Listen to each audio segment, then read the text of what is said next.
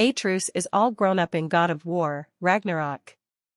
God of War Ragnarok story details. According to the official God of War Ragnarok website, Fimbulwinter is already well underway by the time Ragnarok begins. Additionally, the story will see Kratos and Atreus travel the 9 realms of Norse mythology in search of answers as Asgardian forces prepare for a prophesied battle that will end the world.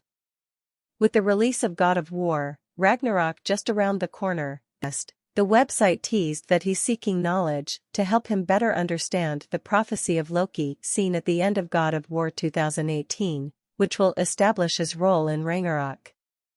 As for Kratos, the gruff warrior will have to decide if he clings to his gruesome past and the fear of repeating his mistakes or break the shackles to be the father Atreus needs. In God of War, players would often hear Kratos refer to his son simply as boy, something that many might have expected to continue into God of War, Ragnarok.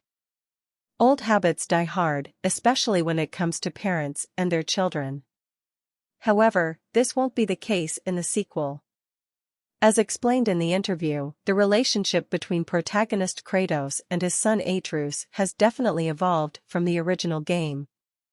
As one might expect with the passing of time, Atreus has matured from the events of God of War and has definitely developed a more independent way of thinking from that of his father. Williams explains that this evolution in his son's personality has also prompted a shift in the way Kratos addresses him, clarifying that now, he calls him Atreus. This is also in part a deliberate choice by the game's developers. God of War, Ragnarok may attract entirely new audiences. Many of those may not have played the original God of War, so may not have quite got the reference entirely if Kratos was to continue calling his son boy. As Williams makes clear, it's that idea that we really wanted it to be, this feeling of like, oh, I can find a way into this story, whether I'm a parent or a child, or I'm somewhere in between, or I remember both sides of it. There's a way in for everyone. Essentially, it sounds as though Atreus is really beginning to find his feet as a teenager as well as dealing with his origin story. It seems as though a lot of the narrative that comes along with that will be reflected throughout God of War, Ragnarok. According to Williams, giving him a more three-dimensional vibe is an important move, as reflecting his teenage personality will obviously give the feel of the game more authenticity. The last game you had Atreus just always being told what to do by adults, he explains. Anybody asks a question and they never give him an answer.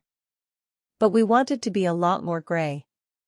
Now we're getting into Atreus being like, well, I don't think it's like that, and Kratos and Mimir are like, oh, are you being sassy? Or should we actually have a real conversation about this? Where God of War 2018 saw Kratos growing closer to Atreus through their adventure, it seems Ragnarok will test the bond the two finally developed over time. The website's story blurb closes by saying the threat of Ragnarok is growing closer and that the father and son will have to choose between their own safety and the safety of the realms. It looks like a portion of the protagonist's quest will be to rescue the Norse god of war, Tyr. It will be interesting to see how the developers handle this from a lore perspective. After all, Kratos became his counterpart after killing Ares in the original God of War game. We also caught another glimpse of Thor, who will be voiced by Ryan Hurst, aka Opie from Sons of Anarchy. The most recent snippets of the story actually came from Sony themselves, who updated the game's page on the official PlayStation website, offering more details via the synopsis.